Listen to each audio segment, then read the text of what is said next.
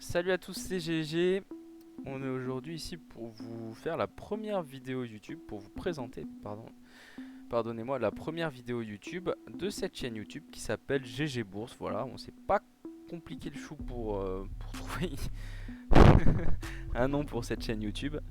Mais du coup, l'objectif de cette chaîne YouTube, ça va être quoi? Ça va être parler de stocks et notamment de stocks un petit peu méconnus du grand public ou alors du public francophone, on va dire, et des stocks qui font pas rêver à première vue et qui au final vont avoir des rendements et enfin vont avoir vraiment des résultats plus que positifs sur le long terme.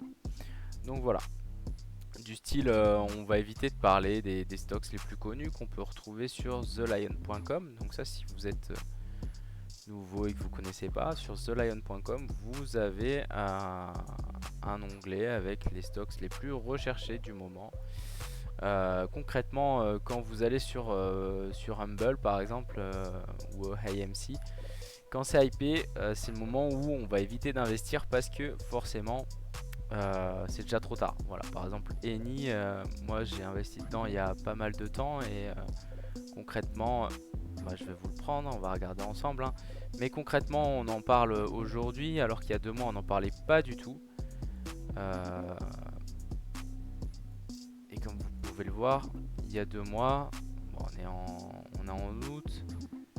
Par exemple, j'ai acheté à 1 ici, à 1,45. Et aujourd'hui, ce stock-là, il est à 6,29. Et aujourd'hui, on en entend parler. Et quand il était à 1,45, personne n'en entendait parler. Donc vraiment, on va essayer de parler de stocks. Alors, je vais vous simplifier la vie. Voilà. Je l'ai acheté ici. Et il est monté assez haut.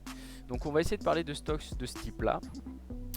Qui sont pas du tout hypés pour le moment. Et qui vont être hypés par la suite.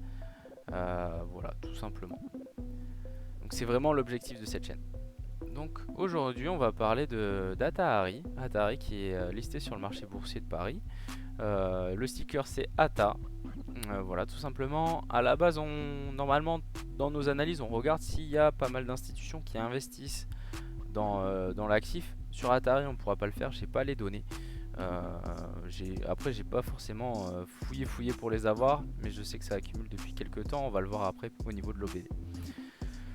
Donc si on doit regarder quelque chose, en premier lieu, ça va être la courbe de prix.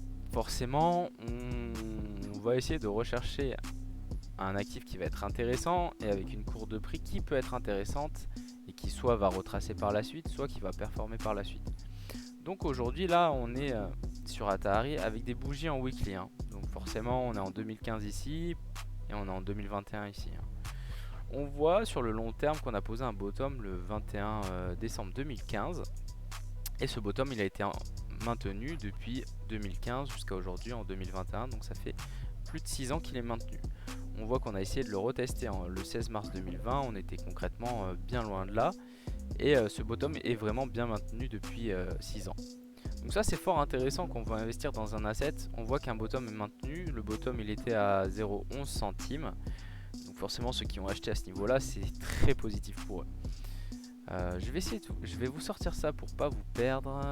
Tac tac tac, voilà, ce sera plus simple. Donc quand on va investir dans un asset, bon, avant de regarder ça on va regarder à court terme la courbe du prix. Hop, voilà, on est là. Si on regarde à court terme, on a le précédent push qu'on a vu quand on était à long terme. Hop, ça redescend.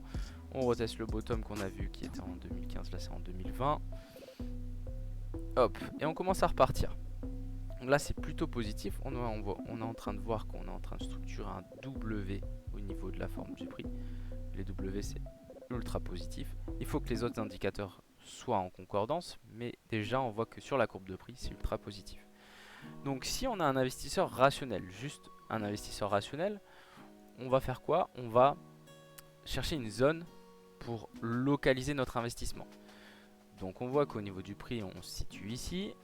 Pour localiser une zone d'investissement, on va tracer un retracement de Fibonacci. On va prendre notre bottom qui était le 16 mars 2020. On va aller à notre top, hop, qui était le 7 avril 2021. Et on va faire, bon moi c'est déjà dans mes réglages, hein, mais un retracement de Fibonacci. Les niveaux intéressants vont être entre 0,786 et 0,618. Donc ça c'est notre zone de rechargement en fait. C'est notre zone où un investisseur est prêt à racheter et à investir du coup une action pour la suite. Donc on va tracer notre zone de... Ah, je suis aimanté avec le... Je vais le sortir, hop. Donc voilà, ça c'est une zone intéressante pour l'achat. Donc dès lors qu'on achète dans cette zone, c'est une zone rationnelle. Voilà, c'est simple. Hop hop hop. On voit de plus, si on zoome bien, qu'à court terme, donc à partir de octobre, le 16 octobre, on a un breakout haussier. Et on voit qu'on a le bottom qui est maintenu. Alors on a un bottom qui se fixe ici.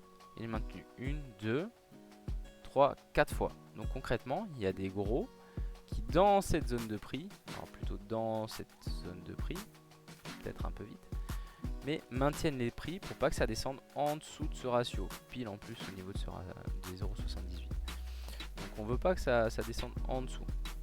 Donc c'est ultra positif pour nous dès lors qu'on va acheter dans cette zone. Concrètement, on va tracer un autre retracement de Fibonacci, cette fois-ci dans le sens inverse. Ça va être pour estimer notre zone de profit et pour voir aussi les zones de revente. Forcément, quand on est un investisseur, on a une zone d'achat, on a aussi une zone de revente qui va être entre les 0,618 et les 0,786, mais dans l'autre sens cette fois-ci.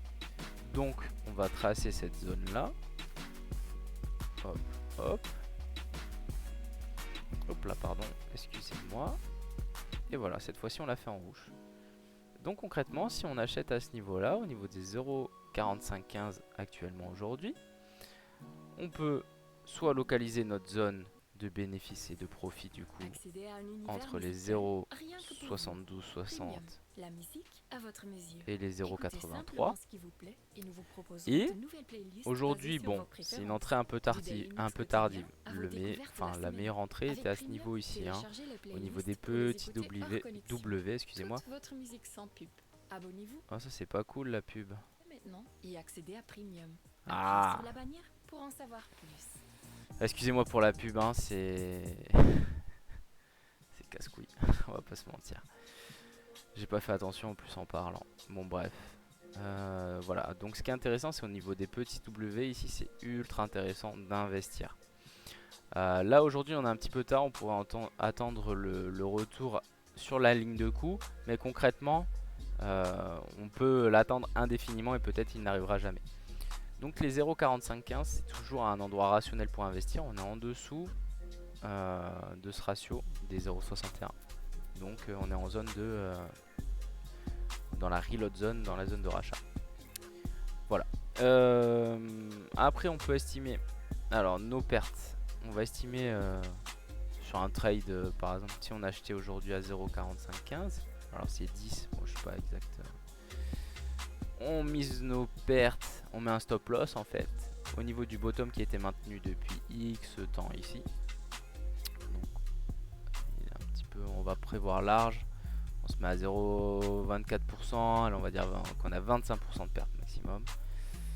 Et on va miser sur, soit on mise sur un retour de dans la zone de rechargement de short, donc de vente, ce qui nous fait un bénéfice de 60%.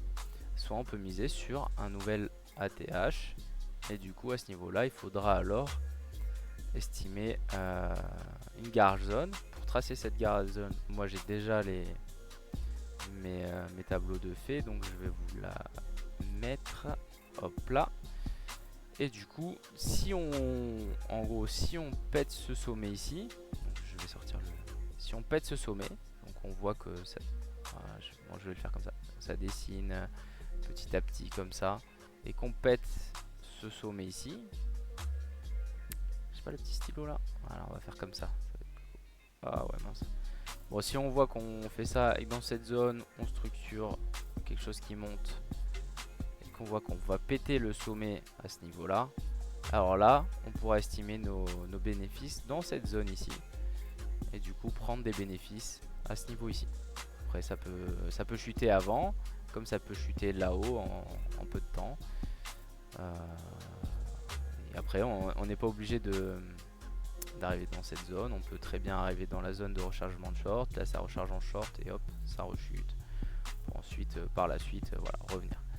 Mais concrètement on voit que sur Atahari on voit qu'il y a, hop là, excusez-moi, on voit que sur Atahari on a quand même de l'accumulation sur le long terme. On va voir ça avec quoi? On va voir ça avec les indicateurs, on va voir ça avec, je vais prendre vraiment sur le long terme. Au niveau de l'OBV, on voit que l'OBV il est toujours croissant, donc on voit que les volumes sont croissants depuis X temps, c'est ultra positif. C'est même des volumes supérieurs à ce qu'on avait avant les années 2015, donc c'est ultra positif au niveau du long terme. Au niveau du momentum, on voit que ça forme des W, c'est ultra positif aussi. Et pareil, un indicateur que j'aime bien, c'est William R. William R est sorti de sa zone d'enfoncement et du coup à ce niveau là on voit qu'on retourne dans la zone d'enfoncement mais de surachat. Là c'est la zone d'enfoncement de survente et là la zone d'enfoncement de surachat. On voit qu'on arrive dans la zone d'enfoncement de surachat, donc pour les jours à venir Atahari concrètement il y a de beaux jours qui se profilent. On va pas se mentir, de plus on arrive en septembre, là aujourd'hui on est le 6 septembre, on arrive sur des moments où les institutions reviennent de leurs vacances et du coup vont investir dans des actions plutôt intéressantes et où on a posé vraiment des bottoms depuis X temps. Donc c'est vraiment intéressant au niveau d'Atahari, au niveau du long terme, voire même court moyen terme, c'est plutôt intéressant. On devrait retester cet ancien sommet, voir le break, ce qui serait encore plus favorable. Donc voilà, j'espère que vous avez kiffé cette vidéo. Tout simplement, n'hésitez pas à liker, à partager et puis à commenter s'il y a des trucs que vous comprenez pas, si je vais trop vite dans les explications, si je suis pas assez clair. Pour moi ça me paraît clair, mais après voilà, tout est pareil. On n'a pas les mêmes notions pour certains, on n'a pas fait les mêmes formations, on n'a pas appris de la même façon, donc ça peut diverger entre certaines personnes. Et puis n'hésitez pas à me donner votre avis sur ce que vous pensez d'Atahari. Certains vont me dire voilà c'est éclaté, ça date de 1000 ans et puis il n'y a aucun projet intéressant, mais moi c'est plutôt la courbe de prix que je regarde et la courbe de prix est plutôt intéressante au niveau de l'évolution des jours et des semaines à venir, voilà tout simplement. N'hésitez pas à liker. Allez ciao ciao, c'était GG et puis voilà. Ciao.